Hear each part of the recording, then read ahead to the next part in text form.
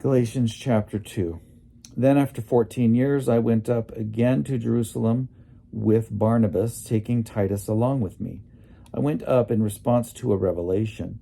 Then I laid before them, though only in private meeting with the acknowledged leaders, the gospel that I proclaim among the Gentiles, in order to make sure that I was not running or had not run in vain. But even Titus, who was with me, was not compelled to be circumcised, though he was a Greek. But because of false brothers and sisters secretly brought in, who slipped in to spy on the freedom we have in Christ Jesus, so that they might enslave us, we did not submit to them even for a moment, so that the truth of the gospel might always remain with you. And from those who were supposed to be acknowledged leaders, what they actually were makes no difference to me. God shows no partiality. Those leaders contributed nothing to me. On the contrary, when they saw that I had been entrusted with the gospel for the uncircumcised, just as Peter had been entrusted with the gospel for the circumcised, for he who worked through Peter, making him an apostle to the circumcised, also worked through me in sending me to the Gentiles. And when James and Cephas and John, who were acknowledged pillars, recognized the grace that had been given to me, they gave to Barnabas and me the right hand of fellowship, agreeing that we should go to the Gentiles, and they to the circumcised. They asked only one thing, that we remember the poor, which was actually what I was eager to do. But when Cephas came to Antioch, I opposed him to his face, because he stood self-condemned.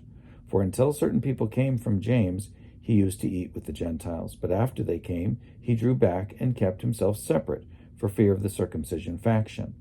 And the other Jews joined him in this hypocrisy, so that even Barnabas was led astray by their hypocrisy. But when I saw that they were not acting consistently with the truth of the gospel, I said to Cephas before them all, "If you, though a Jew, live like a Gentile and not like a Jew, how can you compel the Gentiles to live like Jews?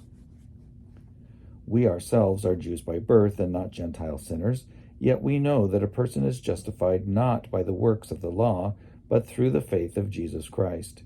And we have come to believe in Christ Jesus, so that we might be justified by the faith of Christ, and not by doing the works of the law, because no one will be justified by the works of the law.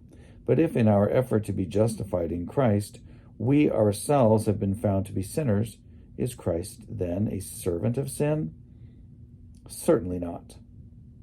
But if I build up again the very things that I once tore down, then I demonstrate that I am a transgressor.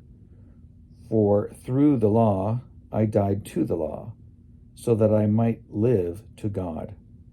I have been crucified with Christ, and it is no longer I who live, but it is Christ who lives in me. And the life I now live in the flesh I live by the faith of the Son of God, who loved me and gave himself for me.